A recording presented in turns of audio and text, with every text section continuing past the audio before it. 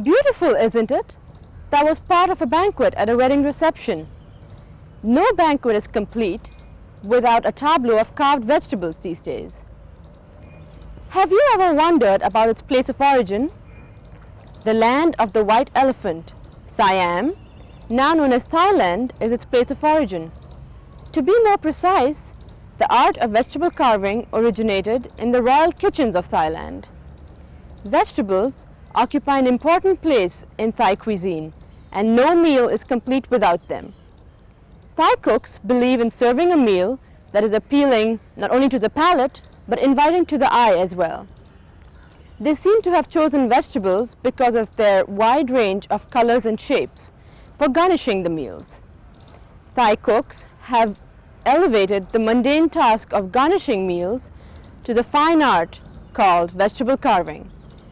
They seem to be able to transform dull and simple vegetables into something they were not. A spring onion could be a lily, a beetroot could be a rose, and a papaya could be a peacock. From the royal kitchens of Thailand, the art of vegetable carving spread far and wide. Keen to enter the wonderful world of vegetable carving? Let us join Mr. Krishnamurthy, who has taught himself the art of vegetable carving, and see how he can transform simple vegetables into lively flowers, birds, and animals.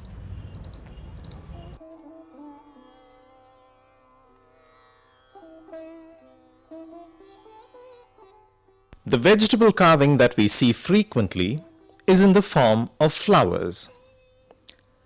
Let us see how Mr. Krishnamurthy makes them.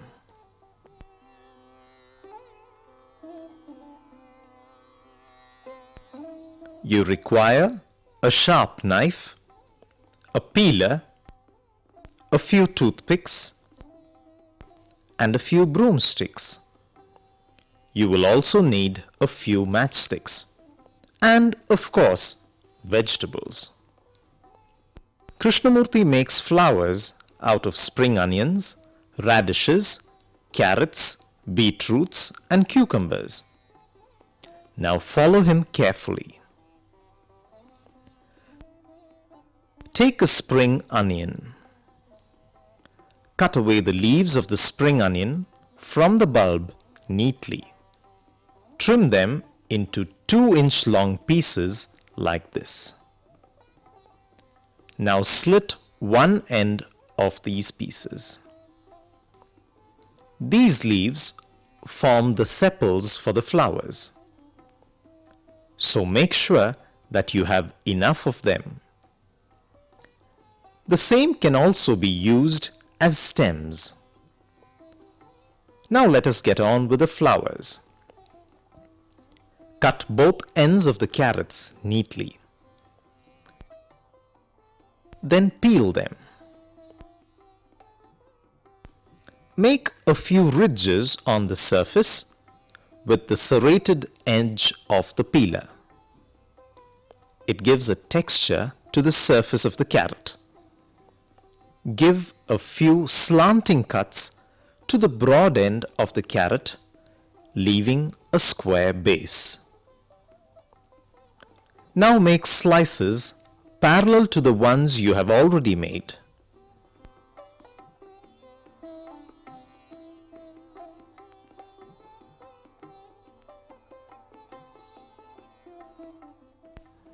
Carefully unscrew it off the main body of the carrot.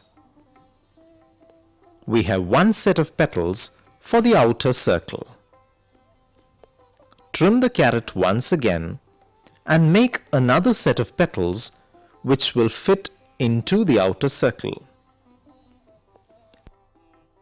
Take a slice from the radish and peel it in such a way that we get a centimeter thick cube.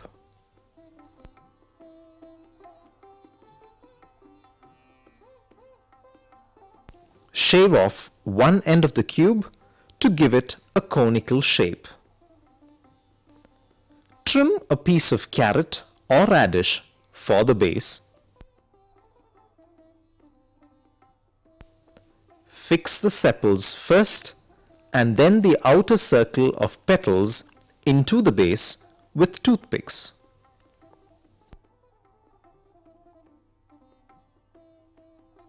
carefully insert the inner layer of petals into it. Now push the cone of the radish into the center. There. You have an orange-colored flower.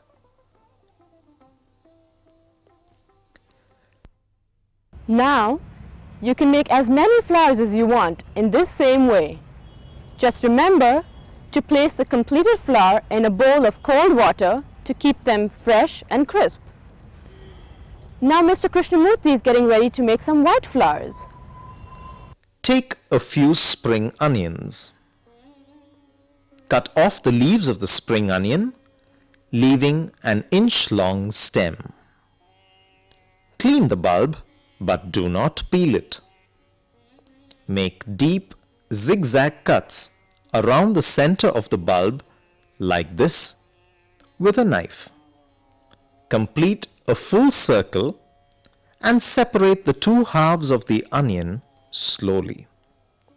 Presto! There is a sparkling white flower. Put it in a separate bowl of cold water so that the petals open up slowly. It will also help the flowers stay crisp and fresh. Now, Mr. Krishnamurthy is taking another spring onion. Let us see what he is planning to do with it. Watch carefully. He is making cuts from the center of the bulb vertically down to the stem. These slits are to be close together. They need some ruffling, and we have a cute white lily. Apart from white lilies, wild lilies can also be made with cucumbers. Mr. Krishnamurthy chooses a medium-sized cucumber for this. Make deep and longish zigzag cuts around its center.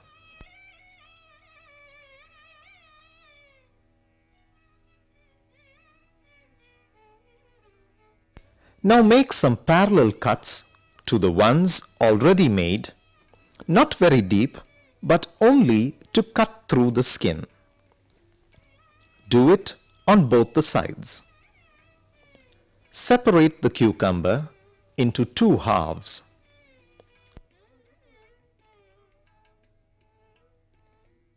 Now we must be careful. Peel the skin of the cucumber slowly along the zigzag cuts. Open out the peeled skin from the body of the cucumber.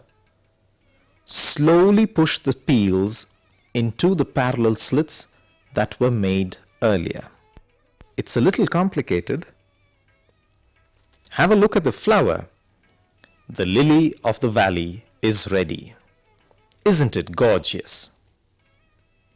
It's time for a rose. So he selects a beetroot. Cut off the head and tail portion of the beetroot. Trim the head to form a broad base. Also, trim the sides like this. Now carve out the petals on the slightly slanting base one by one and complete the circle.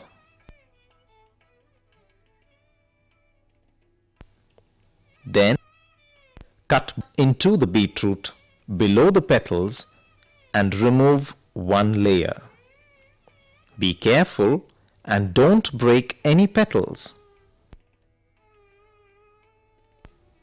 Repeat the carving process till the tail end of the beetroot.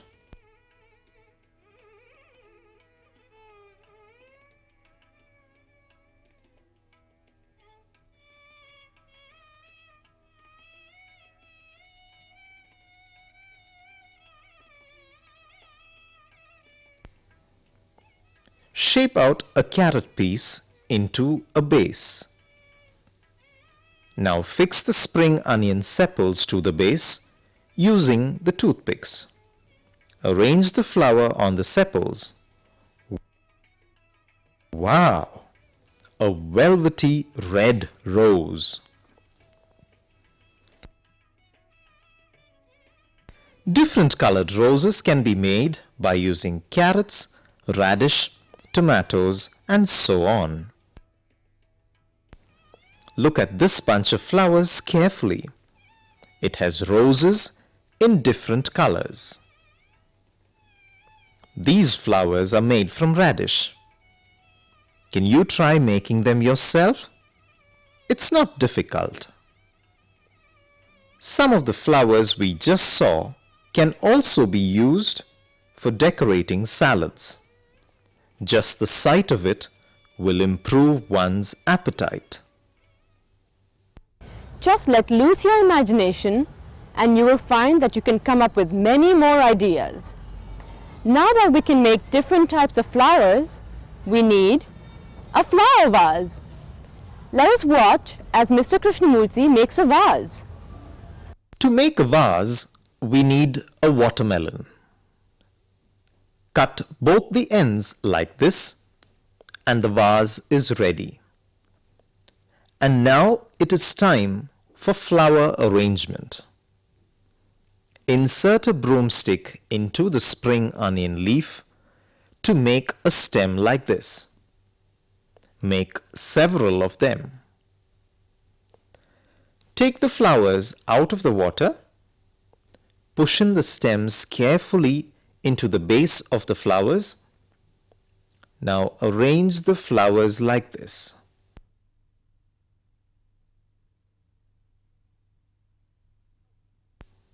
How do you like it?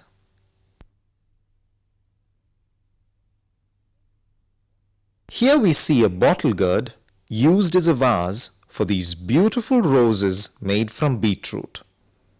One can also use pumpkin, ash gourd or papaya for a vase. Sometimes when we have big fruits like watermelon or papaya, we can carve various patterns in it just like a wood carver does. Look at this. A flower, a swan, fish, and the list goes on. Aren't you now convinced that vegetable carving is a wonderful art? There is much more you can do with vegetables, says Mr. Krishnamurthy. For example, birds like peacocks and parrots. Let us watch him make a peacock. Select a medium-sized papaya and a bottle gourd with a natural curve like the neck of a peacock, a few bunches of dill leaves and a carrot. The papaya forms the body of the peacock. Peacock needs a flat base. So, cut off a piece from the papaya's bottom. A little trimming and peeling gives the bottle gourd the looks of a peacock's neck. A few strokes with the serrated edge of the peeler gives it the requisite ridges. Now the neck can be fixed to the trimmed papaya with the help of a couple of toothpicks. What next? Wings, of course. Cut a peeled bottle gourd into 2 pieces and fix them on the sides of the papaya with toothpicks. Now for the beak. Shape the narrow end of a carrot into a beak. Break 2 matchsticks into 2. Fix them in the head like this to make the eyes. Finally, we must attend to the tail. Make a groove like this on the papaya by cutting out a rectangular piece. Trim the dill leaves and stuff a few bunches into the groove to make the feathers.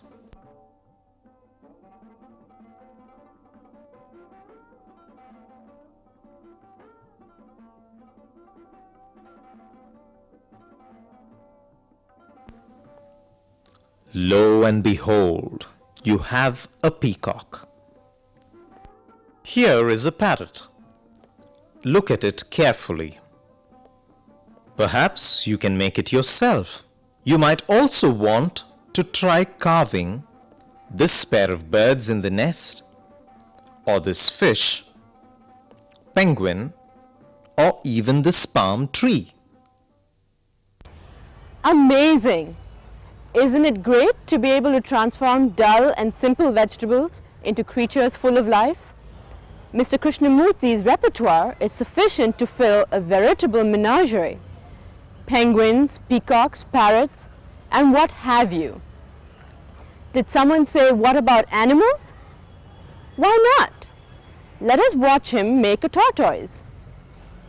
We need a yam, a few ginger rhizomes, and a piece of colocasia tuber.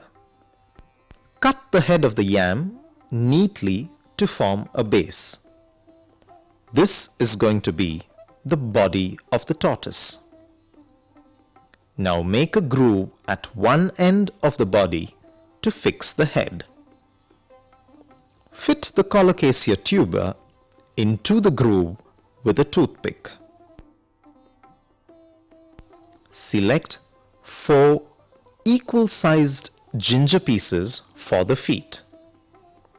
Fix them firmly with toothpicks.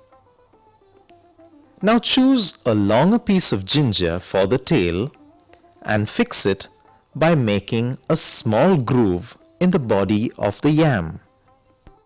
Break 2 matchsticks into 2 and push them into the head where the eyes are to be.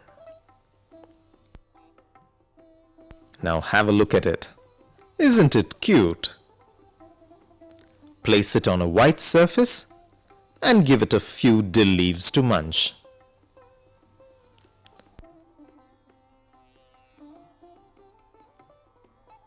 Somebody has tried this crocodile and this dinosaur. After watching all of these demonstrations, I'm sure many of you are just raring to go. Try it! So to all of you budding vegetable carvers, from all of us here, good luck and happy carving!